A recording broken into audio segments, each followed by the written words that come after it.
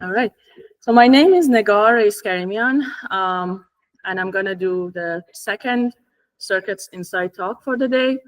I'm a faculty member at MIT. I did my undergrad and master's degree in Iran, and then I moved to the US and to Columbia University for a PhD, and here I am 6 years after starting my faculty position at MIT. So what I'm going to talk about is the basics of switch capacitor circuits.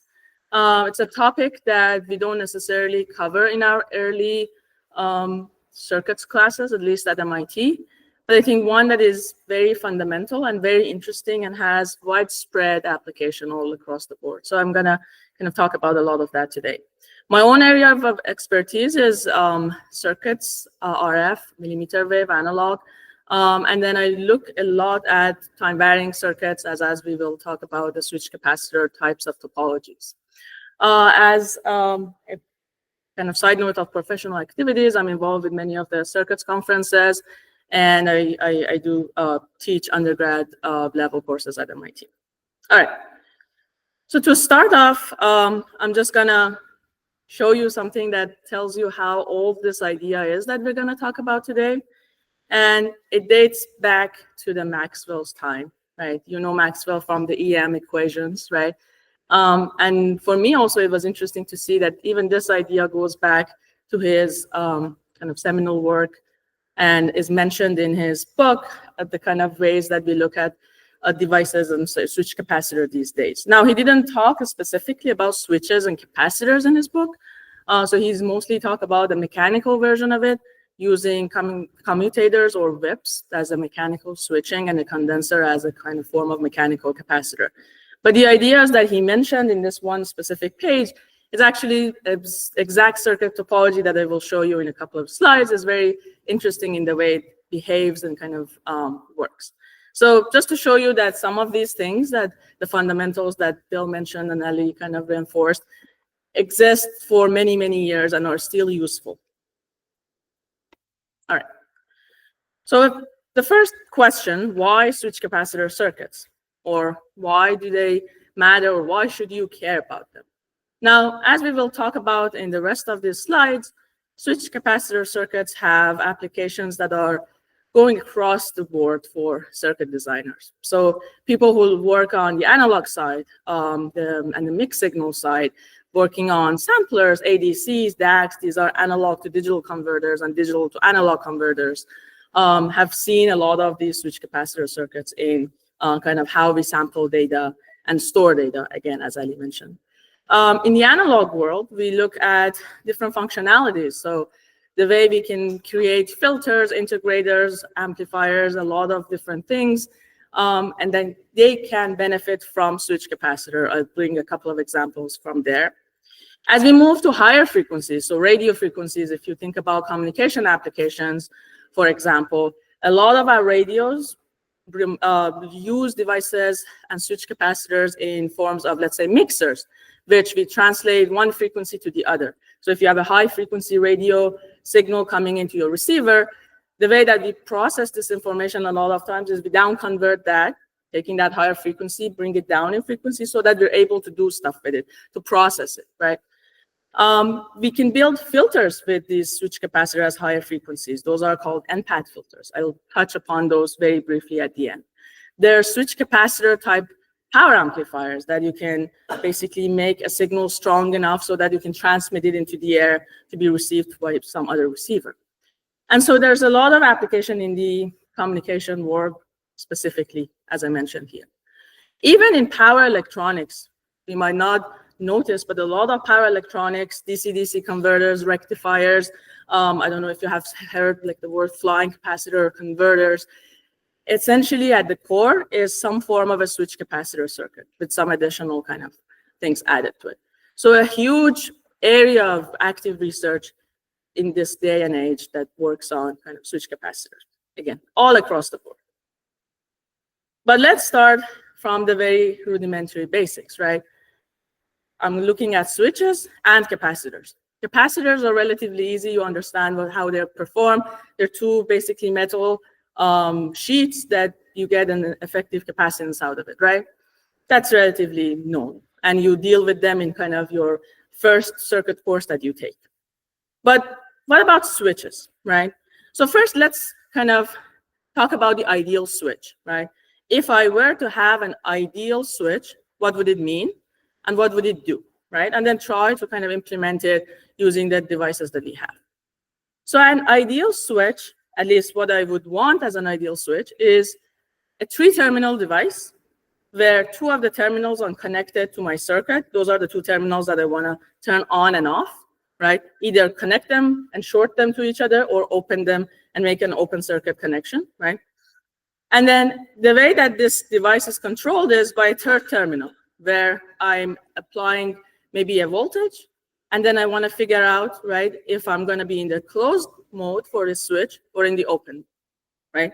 So I have 3 terminals, and then one of the terminal is separated from that 2 other that are being controlled. So I have a controlling terminal, and the 2 other are being controlled by that voltage, right?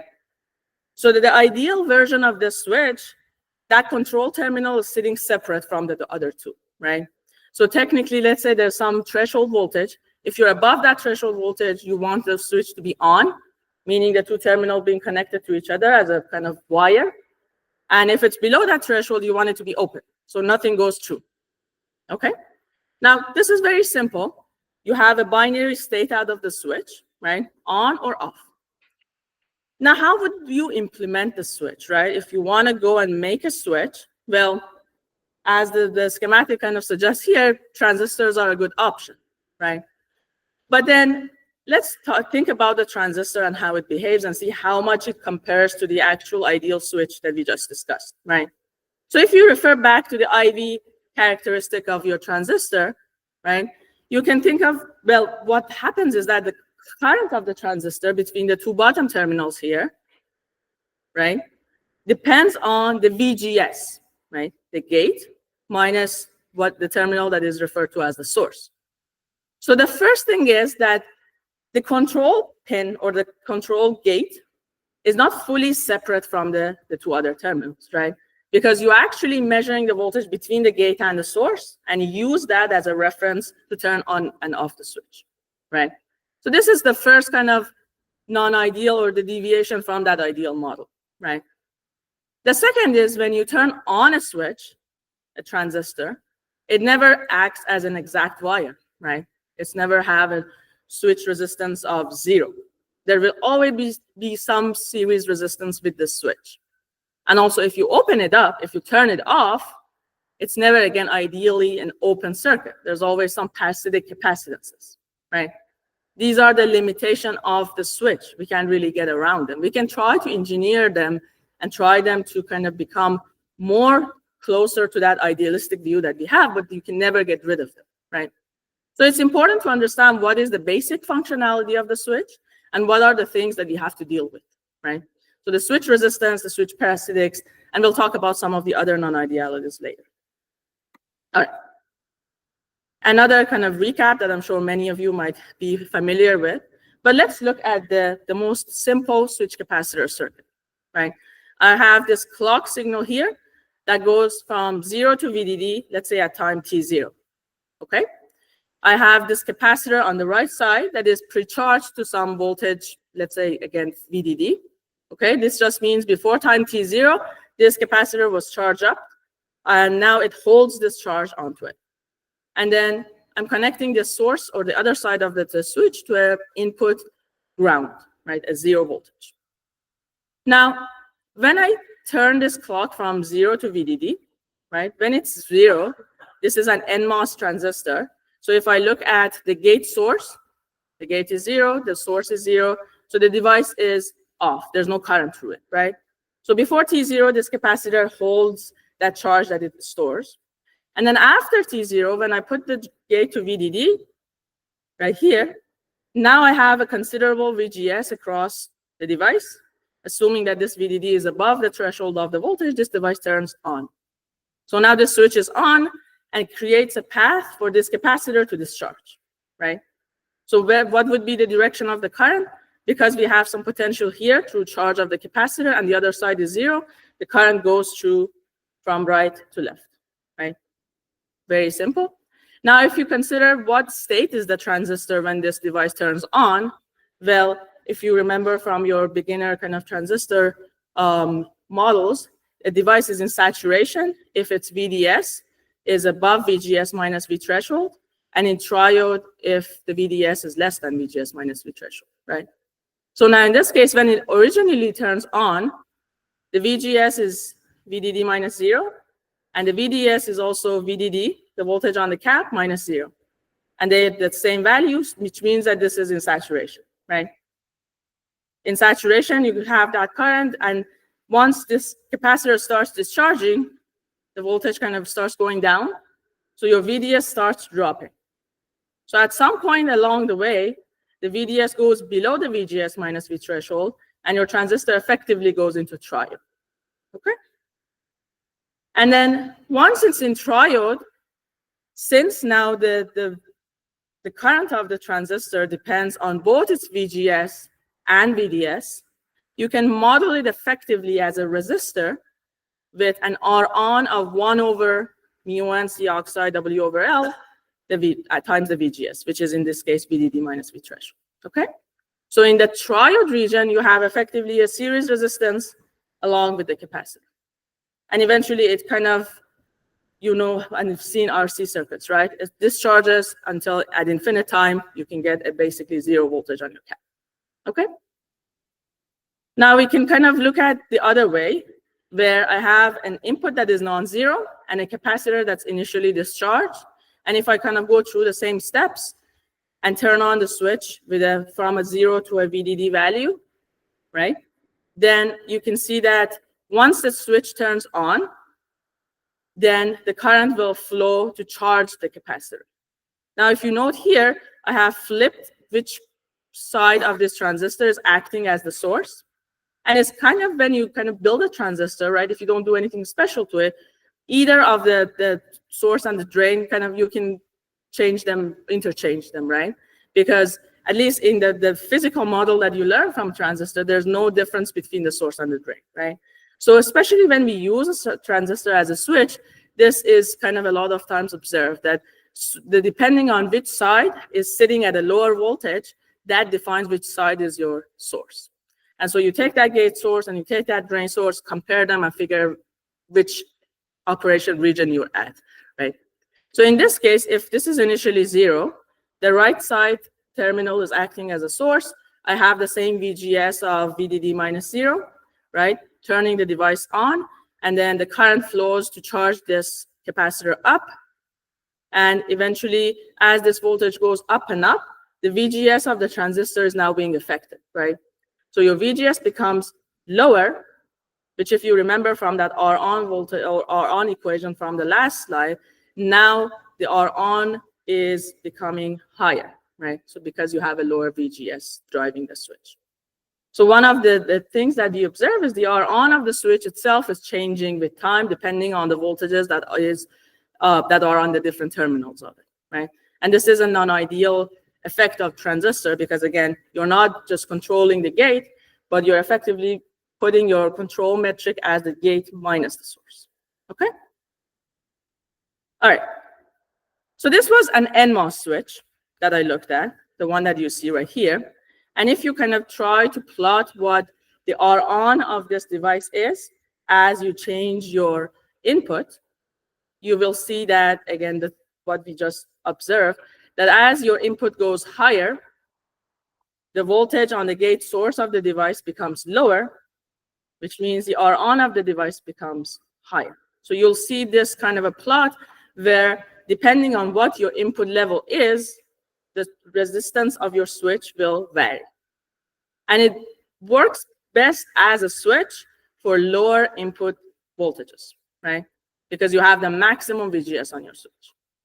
As you increase and going toward the higher end, and if you come close to this VDD minus V threshold, right? If your VGS becomes right about V threshold, your device is just about to turn off, right? So even beyond this point, your device will be fully off. It would not even act as a switch in the on mode. So it's important if you're trying to use a transistor as a switch to look at your input range and input voltage. But you can also think of a different version of the same circuit if you use a PMOS, right? So if you use a PMOS, things will look slightly different. Now, for a PMOS to turn on, you want this gate to be at low voltage, right? So ideally, let's say 0. So now what you look at is the highest voltage of the other two terminals minus that gate source. That becomes what defines what your R on and current will be. So as your terminal voltages, that this V in and V out, if they are higher, means that you have a higher VGS and a lower R on.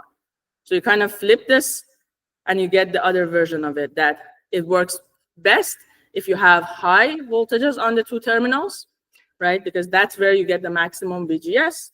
And then as you come towards V threshold of the PMOS and below it, the device doesn't even turn on, okay? So now that we see both sides of this, we can think of how to combine the benefits of things, right? Having an NMOS and having a PMOS, so why can't we take advantage of both? And people have done that, right? Putting both of these switches in parallel, which is called a pass gate. So a pass gate essentially is where you have the NMOS, you have the PMOS, and so for some ranges of the input, the NMOS is the one that has the lowest R on, and for some ranges of the input, the PMOS has the lower R on. And if you're looking at the parallel combination of the two, you will always be lower than whichever one is the lower, right? And so from the two curves that we had before, we'll now get this R on equivalent, which always sits below those two curves and is relatively more flat, right?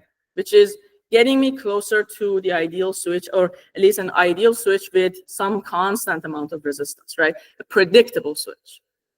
Okay, now you can also try to write the equivalent R on of this device, right? We don't want to really go too much into the details of it, but you can show that if you have the right sizing of the devices, meaning that this term mu and CICC W over L of the NMOS being almost the same as the same term for the PMOS, the effect of V in can be canceled.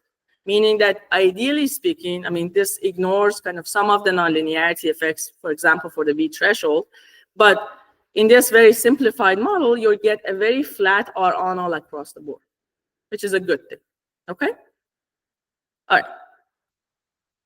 Now, let's move one step further. Let's talk about the basic switch capacitor circuit that we showed before, and let's replace that switch with the R on equivalent of it, right? Now, this circuit, I'm sure you've seen, you've analyzed, right? This is the first order RC, right? And if you kind of remember any of that analysis, we care a lot about the tau, or the time constant of this circuit, which is the R times C, right? Right here. So the time constant is basically telling you how fast or how slow this circuit reacts to the input, right? If you have a tau that's really, really small, practically what happens is the capacitor can charge very fast, or it can follow the input very quickly, right? Because within a few cycles of that time constant, you can settle on your input voltage, right? So the smaller the tau, the faster the circuit behaves. That's great. So in this case, a lot of time we refer to it as the capacitor following the input voltage, right? Very similar to the concept of source follower, right? That some voltage follows the other one. If this time constant becomes higher and higher, right? If you have a very large time constant, what does it mean? It means that it slowly charges or discharges, right? So if you have a fast changing input, your output really can't keep up with it, right? It can very slowly kind of go to some final value. And eventually, we can kind of show that in this case, you essentially, instead of following the input voltage, you're averaging the input voltage, right? So you can think of it as not following the kind of ups and downs of your input, but rather the average of it, okay? And as we look at different ways of building switch capacitor circuits, we show examples of both, all right? Okay, so now one thing that before I go kind of show any more circuits that I want to point out is that depending on what this tau is, what is the frequency of my switching is, what is the frequency of my input is, you can build a lot of different topologies, each doing something separate and something very interesting and different, okay? So these are the things that you have to kind of think about whenever you see a switch capacitor. What is the tau? What is the input frequency? What is the clock frequency? Okay. Some of the other non-idealities of the switch, just to kind of make sure that we all know some of these limitations, is, well, one of them is charge injection, meaning that if you have a switch, right, when it is on, it's basically have a channel, and there's some electron that is passing through that are passing through that channel, right? Once you turn off a switch, well, with physical things like electrons, you can't really get rid of them immediately, right? So at the moment that you turn off the switch, there's still some remaining charge in your channel, right? And these charges have to go somewhere once you turn off the switch. And it turns out that they go either to the right side or the left side of the switch, depending on their impedance and then some other factors. But eventually, they kind of go and dissipate or get stored elsewhere in the circuit. So in the switch capacitor like this, some of that charge in the channel will leak into the capacitor. Some of it might go back to the input side. But we'll care about this extra charge that might be coming through to the capacitor, because that can change the voltage across that capacitor, right? Because you're modifying the overall charge on the cap, so you will get this delta V, right? At the moment that you turn off the switch, you get a kind of a step that your charge that you're adding to this capacitor changes the voltage across, right? So this is important, especially when you care about precision, right? Let's say you're trying to sample a voltage very exactly, and when you want to know what that voltage is, this will make you have some error, right? Your calculation and your device to have some error. On the right side, you see another factor of what affects switch capacitors that we talk about and refer to as LO leakage. Again, this relates to the parasitic capacitances of the switch. So whenever you have a switch, along with its R-on, there's some capacitors between these different terminals. Now, if you have the capacitor from the gate, let's say to your output, right, and you have some clock that is changing value, the change in this clock can translate into some change in your output through the capacitive divider that you have here, the CP and the CH, right? So you get some delta V out, again, that is correlated to the change in the input or the clock, okay? So again, some of the non-idealities. Now let's go back to Maxwell's idea and to one of the first switch capacitor circuits that is very useful and very interesting to look at, okay? So let's say that I have two switches, a capacitor in between, and they're being driven with two set of clocks that are non-overlapping, meaning that once the S1 is 1, S2 is always off, and vice versa. So let's say that first I turn on the S1, okay? And in this topology, you're charging up the capacitor through a closed switch. And let's say the switch is still ideal, just to understand how it works. So you charge up your capacitor up to your input voltage. All right? The total charge that gets transferred, and at the end of this cycle is stored on this capacitor, is C times V1. Now, if I turn off this S1, and at some other time close S2, I'll move on to this side. And if V2 is another different voltage than V1, eventually this capacitor wants to sit at an overall charge of C times V2, right? So it gets, in one cycle, charged up to some value. And then depending on if V2 is higher or lower than V1, it either gets more charge on it or lose some charge.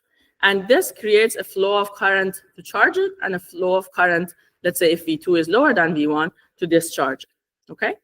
So within a span of T, there is from the starting point of when you turn on S1 to when you turn off S2, you have a time T. For this example, in half of it, I'm charging the cap up. In the second half, I'm connecting it to the output.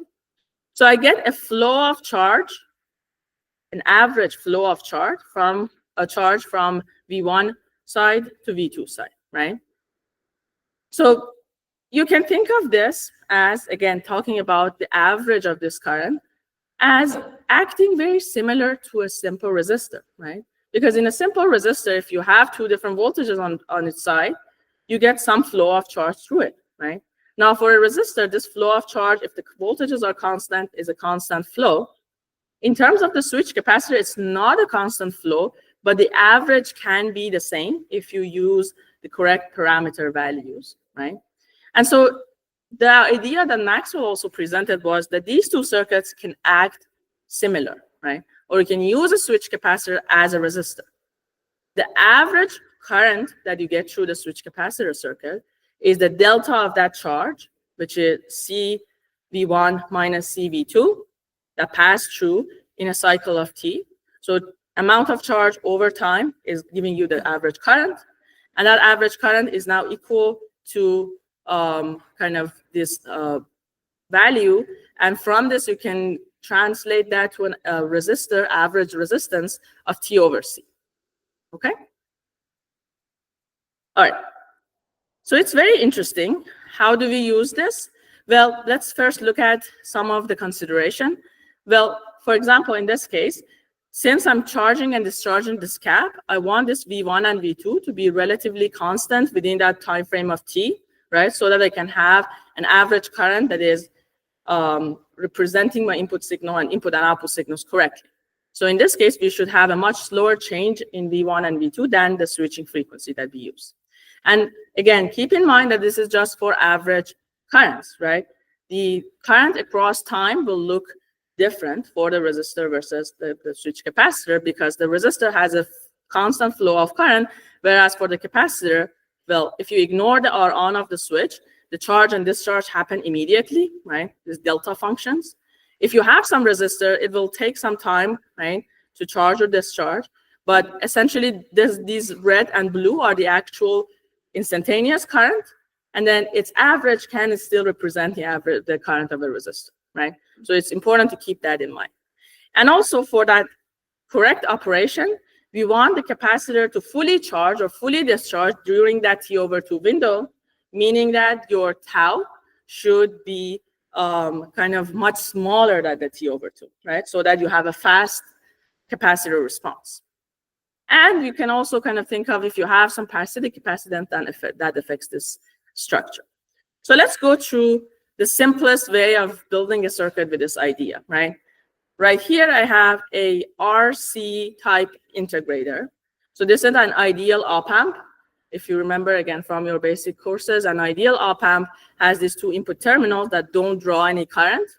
And if you put it in feedback, what ends up happening is that the voltages across the two input terminals tend to get very close to each other, and almost we can, at least for analysis of the circuit, we can kind of imagine that they're that same voltage, okay? So if I have this RC type of a circuit, I have to have the current that goes through the resistor to pass through the capacitor, because this input terminal would not draw any current. And from that, you can write these two currents to be equal and get to this equation where you can define V out as basically some coefficient minus this 1 over RC and the integration of V in from 0 to T, okay? So this is a basic integrator topology, and I can replace the resistor in here with what we just saw now. And now consider this as a new integrator that has this new kind of a coefficient in its integration, right? So I just replaced R with that T over C, right? So you may ask, why did you do this? And we'll try to respond to that in a second. But another variations of the same circuit, you can look at it and kind of consider a case where if you have, let's say, this parasitic capacitance in parallel with this C1, that can affect how you're integrating your input voltage, and you will have some a slightly different coefficient that will kind of create an error in your output voltage calculations, right? And as we will see in a slide or two, one of the main important reasons that we use this kind of switch capacitor in these types of topology is precision. We're trying to, instead of relying on the variance of a resistor and a capacitor that is somewhat decoupled from each other, to try to define whatever the input-output ratios are as a ratio of two capacitors. That's a much more well-defined feature of a technology. So in this case, if I can't really have a very exact kind of ratio of C1 over CF, I'm adding some error into my system. So this parasitic not necessarily always something that you desire to have. And people have worked on slightly different variations of the same circuit where, again, you can have, instead of 2 switches, 4 switches. So if you, for example, looking at this variation, you can charge up the capacitor in one cycle by closing these two phi 1s.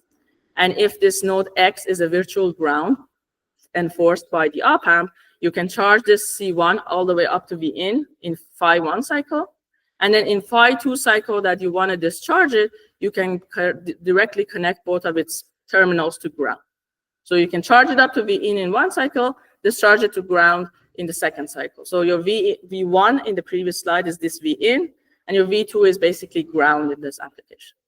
And so you can still do the same thing through this, but the important thing here is parasitic capacitances that exist from either of these individual nodes to ground because of the switches does not really affect the charging and discharging of the C1.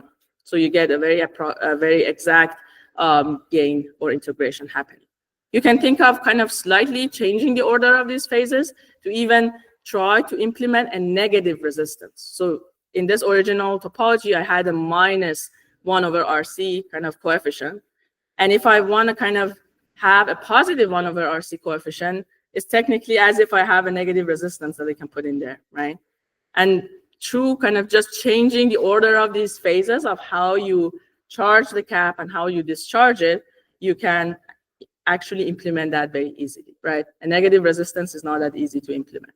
So in this other case, you charge in this cycle, and then when you want to discharge it or move the charge over to the output, it's as if you're flipping the direction of the cap. So you're charging it this way, you're kind of flipping it and connecting it to the other side, right? So effectively, that's the negative sign that it gives. All right? So again, now going back to why do we do this and replace these Rs with these switched capacitor circuits, a lot of time is that we want that precision, right? Because the time constant of R times C, let's say in an integrated circuit, the R has 10-15% variation just because of manufacturing. The C has an independent 10-15% variation. When you multiply it, you can get an error of up to like 30%, right? So it means that RC can vary by a factor of 30%. That's very hard to deal with, right? If you have some error in your actual time constant. But if you instead try to have your gain or input-output relationship be a multiplication of some ratio of either resistors or capacitors, that's a much more well-defined value, right? Because we can make sure that how we put those capacitors kind of and lay them out and the relative sizes, we can very well control that. And that brings down your error to very low values and our accuracy to be like 99.9%. So it's really, really good to have this feature. And again, it might be counterintuitive, but actually implementing one single resistor as a bunch of switches and caps might actually save you area as well. Because a lot of times the way we implement resistors can be very huge and bulky. Transistors at this point are basically free. They're very tiny, they're very small. The capacitor are not as small, but still, the combination of a switch capacitor can prove to be smaller than a resistor for certain circumstances. All right, so let's now move on to another type of circuits. I want to look at a sampler. So a sampler is basically when you want to take a sample of your input, right? You kind of talked about that a little bit. So you have some input voltage, and let's say just I have some buffer to make sure that the input kind of impedance doesn't really affect my sampler.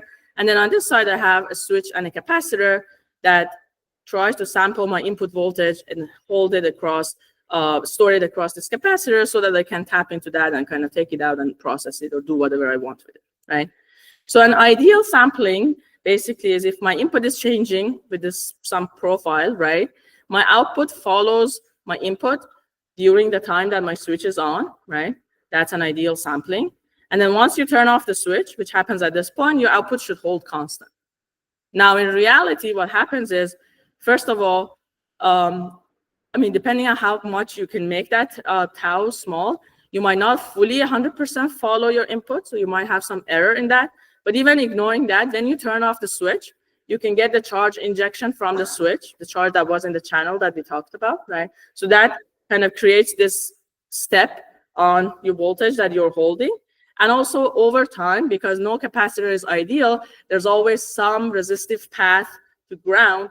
This charge starts to discharge if you have a long hold time, right? So your voltage starts drooping, right? So your voltage starts dropping. All right. So now I just want to go back to a very kind of traditional way of implementing an analog to digital converter that has a sampler that is based on switch capacitor circuits. So this is taken from a 35-year-old paper, which is not the most up-to-date, but again, going back to fundamentals, you see a lot of these techniques still being used, right? So this is the very simple ADC, in which what you're doing essentially is you take your input, so you have an allowable range of, let's say, 0 to Vref. That's what your input will be. And depending on where in this range your input is, you can kind of do some a pipeline of trying to figure out at each step if your input is less than half of your maximum allowable voltage or more than half of it, right? If it's less than half, you say, okay, my most significant bit is now 0, basically. I'm less than half. More than half, my most significant bit is 1. And then you multiply your input by 2, the residue of that input, right? Taking the input minus that half if it's above half, and leaving it as is if it's below half. And use that residue that's now doubled to do the same comparison again. Is it below half or is it above half? And figure out what's your second bit, right? And if you do this continuously in stages, you'll get a certain number of bits, right? So the number of stages give you a number of bits, right? So here it has n stages, and I get n bits. But this sampler right here in the middle, it is actually what is a switch capacitor-based circuit that not only takes a sample, but also does a multiplication by a factor of 2 internally. And how does it do it? It's, in its simplest form, a circuit that looks like this. That if you have 2 capacitors with the same amount of value, and then you have these 5 switches around it, in one mode, which is called the sampling mode, you turn on this S1, S2, and S3. So you have this structure that charges up your capacitors to your input, again, taking advantage of the fact that this node X is a virtual ground through the op-amp. So you have C1 and C2 charge up to your input voltage, okay? And then in the amplification mode, or in the mode that you're holding the voltage, you do a kind of a step-by-step of reconfiguring these switches. So you start with turning off this S3, and once you do that, then you turn off or you turn on this S4, and eventually turn off your input from this capacitor. So eventually what you end up with is a circuit that looks like this, right? But the important thing of how this multiplication happens here is once you cut this S3 from connecting output to node X, you can see that the right side kind of plate of C1 and C2 are left basically isolated from the rest of the circuit, right? So it means that any charge that was previously stored in this C1 and C2 on the right-hand side plate is not able to move out of this node, right? So this charge cannot get out of that node. And all that happens is because this node X wants to force this capacitor C2 to discharge, to have a 0 on this side and a 0 on this side, the charge that was stored on C2 has to move up to C1. So this full charge across C2 moves over across C1. So the charge across C1 appears to be doubled. Okay? Again, very, very precise. Why? Because you have 2 exact capacitors charged exactly the same way, and now you're taking the charge on one, dumping it on the other. So you have a very, very precise gain of 2, right?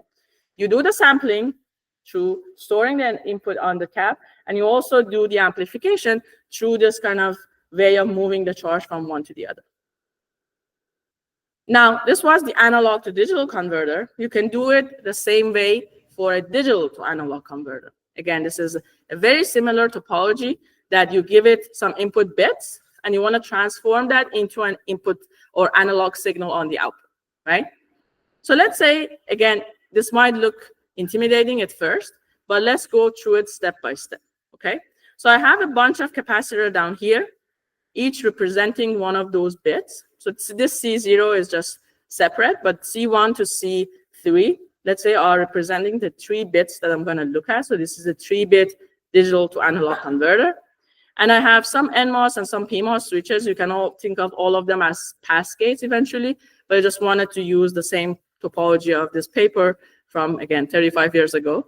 And so in each cycle, you look at one of your bits, and depending on what that bit is, you connect this capacitor either to a 0 or a VREF, right? If you have a bit 0, you connect it to ground, so you don't put any charge across it. If it's 1, you connect it to VREF, right? Now, let's say I have a 101 bit input stream. So the least significant bit is the one right here, C1. Let's say if that is 1, I connect this cap to a VREF, I charge it all the way up, and at the same time, I decharge this C0 to make sure I kind of kill any charge that might be on it. So I completely discharge it. Now, in the next cycle, I turn this off from the source or the VREF, and instead I put this transistor on to make the charge between these two caps to distribute. If these capacitors are all the same value, if you have one has a 0 charge and the other one has, let's say, a VREF charge, if you connect them to each other, the voltage becomes half of it, right, across either one of them. So you get a VREF over 2 on this C1. Now, the next bit also at the same time can come in and charge the next capacitor. Now, in the next order of business, once I turn this switch on, now this C1 that holds the first bit information, the LSB, is now being connected to the capacitor that holds the second bit information, which is the middle bit that was 0. And because it was 0, there was no charge initially on it. So now the two connected make sure that the voltage kind of goes in half again. So VREF over 2 becomes VREF over 4. Okay? And then at the same time, once this is off, I can separately charge C3 to my most significant bit, which is MSB1.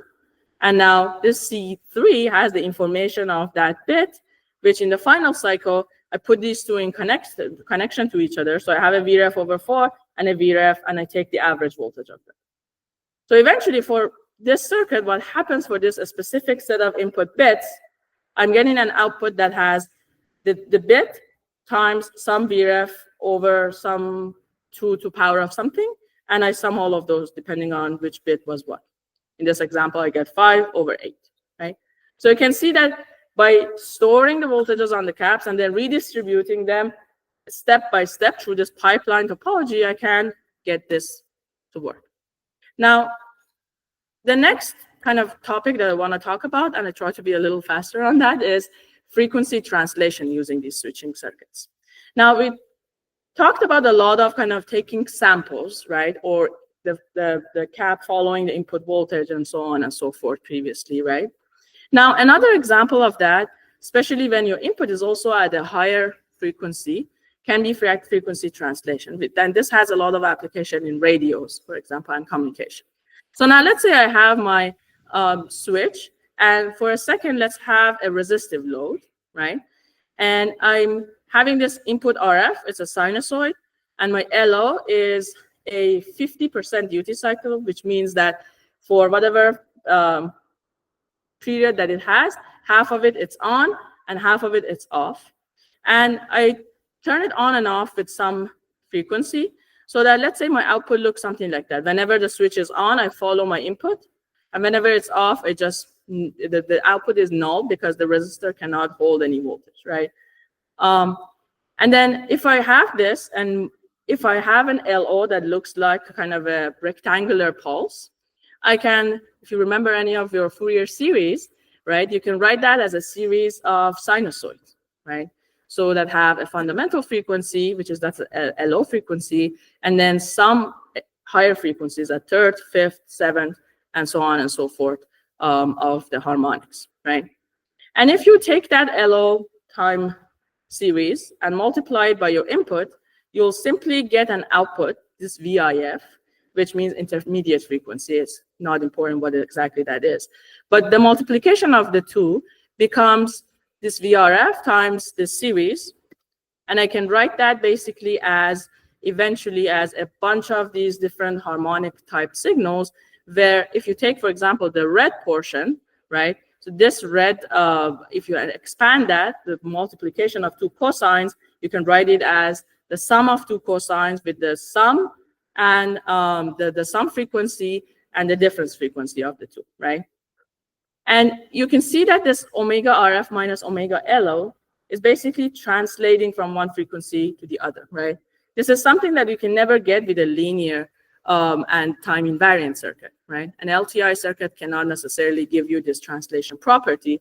What enables this here is this time variance, right? That you're turning things on and off, and you're kind of can translate from your RF frequency on the input to the IF frequency, which is the difference of the RF minus LO. Now, if you can go through this analysis, you can see that the ratio of the output at this lower frequency to the input at the RF frequency is going to be 1/pi, right? So that's basically the gain through this mixer. But the interesting thing is, if you replace that resistor with a capacitor, you actually can get the same behavior, except that whenever you kill the switch, the capacitor holds your voltage, right? It doesn't go back to 0. So that adds a second term to this kind of way of analyzing, whereas in some points you're following the input, you're basically sampling the input or following whatever that input is, and whenever the switch is off, you're holding that value.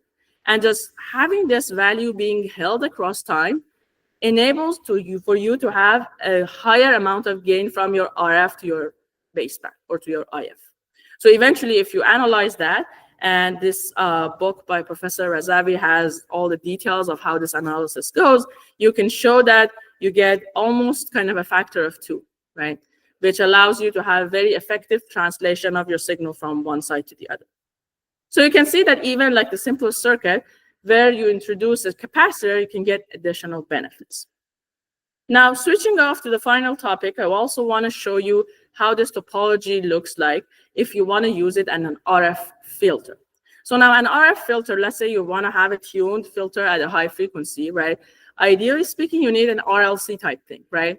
Where the inductor, the way you implement it and the way you kind of build it can be really tricky in higher frequencies. And you have a lot of loss associated with it as well. But there is an interesting way that you can make an RF filter using a combination of switch capacitor. So in this topology, you see N of these branches, right? That's why the name is called M-path filters. Each path is supposed to work across 1/n times of the period of the clock, right? So you have these clocks that are non-overlapping, and there's N version of them. So at each point in time, one of these RC kind of paths is taking the sample from your input signal, or it's kind of looking at your input signal, right? So either S11 is on, S11 and S12, or S12 and S22, or the SN1 and N2, okay? And within each of these cycles, you basically, again, you design the switch cap in a way that it doesn't immediately follow the input, but rather it takes the average of the input. What does that mean? It means that you have a large tau compared to your the switching time, right? So RC is much larger than TS over N. And so if your Vin is, let's say, exactly at your LO frequency, right? It means that every time that one of these switches are on, let's say I have 4 paths and 4 switches, every time just one of them is on, the capacitor is seeing the same portion of my input, right? Again, remember, they both at the same frequency, the LO and the input. So if they both at the same frequency, whenever one of the switches is on, my input is the same for that specific capacitor. So across time, it only takes its average rather than following its trend every time. And each capacitor holds the average of a different portion of the signal, right? So now if you imagine that you increase the number of N to somewhat very large, right? It means that you're basically breaking down your period of time into these smaller chunks, each of them averaging the input at a little bit of that time, right? So you're basically creating a map of what your input is through these averages stored on the capacitors, right? Now, the interesting thing is if you offset your input from that LO frequency, every time the capacitor of one of these certain paths is on, it sees a different portion of that input sinusoid. So it might see a positive side in the first cycle, a negative part of it in the second cycle, the 0 part of it in the third cycle, right? Because the frequencies are not aligned. And so the average of the capacitor, the voltage across the capacitors, become less and close to 0, ideally, if you have a very large number of paths.